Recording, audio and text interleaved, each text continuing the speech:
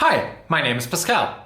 Today we're going to do a detailed review of the Rogue Monster storage pins. If you want more detail on them, then please follow the links in the description box below. So a quick summary of the Rogue Monster storage pins up front. I think they're absolutely worth the money, even though they are a bit expensive for attachments for a rack. They are also working very well. The plates slide on and off nicely and they also stay in place. They're easy to install and they are all about doing the task of being a pin for your plates excellently. The only things I would say about them are don't bother with the short ones. I will show you the short and the long ones, but only get the long ones. And the other tip I would give you is don't forget to add the storage pins to your order when you order the rack, because you're probably gonna get them anyway. And if you forget them, it is extra shipment cost, which is just a bit annoying. And the last thing to mention is they don't ship with a wrench for the Rogue rack and for the big kind of gauges. So if you didn't get the Rogue wrenches with the rack delivery, then definitely buy one for the storage pins, because otherwise you won't be able to tighten them. So here you have the short storage pin that I have at the top of the rack. These are the Rogue change plates in color from 5 kg to half a gram. Now you can clearly see that actually these slide on and off rather well. So just as a little demo, right? They still stick in place. They don't have too much spiel. So they're not really, they're really sitting on here, but you can still move them on and off. The only thing you might want to say against them is when you look at the inside of these plates from this angle, you can see that they do leave off a bit of residue that blackens the plates. Now that is to be anticipated for any kind of material where you have friction like this, but this hard plastic definitely gives off a bit of black.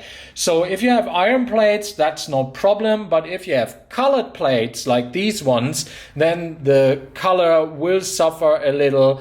But that is also more a problem of the plates rather than, to be honest, the storage pins themselves, because the decision you have to make is whether you want colored plates that actually will pick up all of this kind of dirt and it will be directly visible. Of course, white is the worst you can possibly pick, or whether you want to avoid that and then get black bumper plates or the black training plates, which I actually have. So here you can see the long storage pins, and if I could have a redo, I would actually get the long storage pins all around and not just the 2 short ones and 2 long ones. So you can also see here you can comfortably place about 5 plates on this, 5 red ones, that is 25 kg. These are the black training plates of Rogue. If you want a detailed review of those, then please check out the video that I've made for them that is dedicated. So super happy with those. And on these black plates, you also don't see as much of the color of the hard plastic wearing off. Again, that is very normal because this is a wear and tear kind of area of your rack. And I've been using these storage pins for almost a year now, and I train 5 to 6 times a week. So you gotta expect that there is some residue that goes somewhere. Again, I just repeat, if you don't want that on your plates, then get black plates rather than colored plates, because the colored plates will pick up the dirt and all of the kind of scratches with black markings way easier. So now here you can see the other side of the Rogue storage pin. So they come in black, right? So you usually don't get a lot of different colors here on the piece that attaches them to the rack. So what you need is the Rogue wrench that comes with the rack. Again, if you don't have one of these, you can order one separately from Rogue. And all what you do is basically loosen the whole screw here. and then you can take it off like this, and dropped it, of course.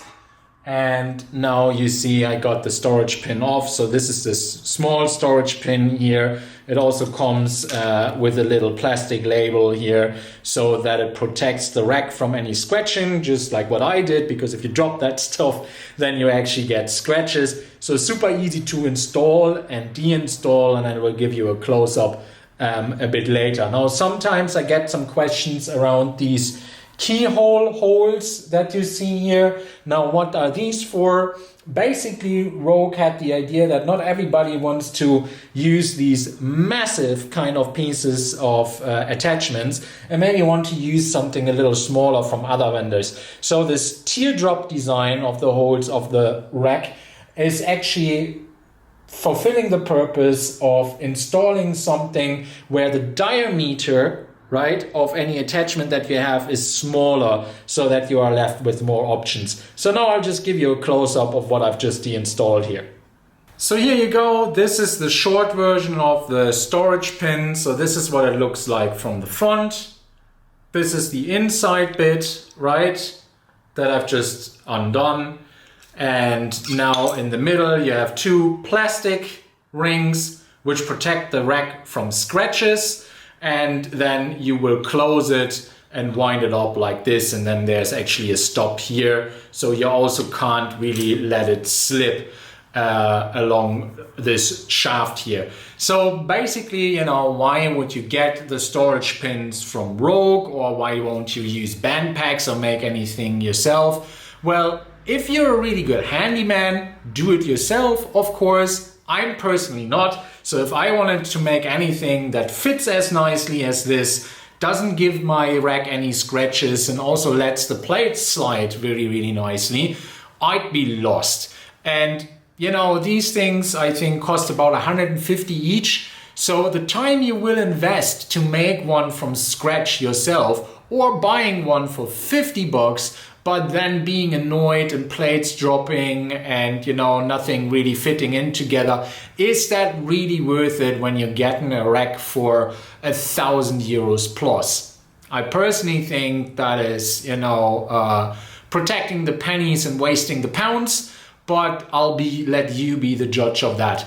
So I love these storage pins. I should have gotten the long ones all around, 4 of them right with my order. And the last thing I'm going to show you is that if you don't have the wrenches or you want to do something yourself, I'll give you the measurements of these nuts and bolts here.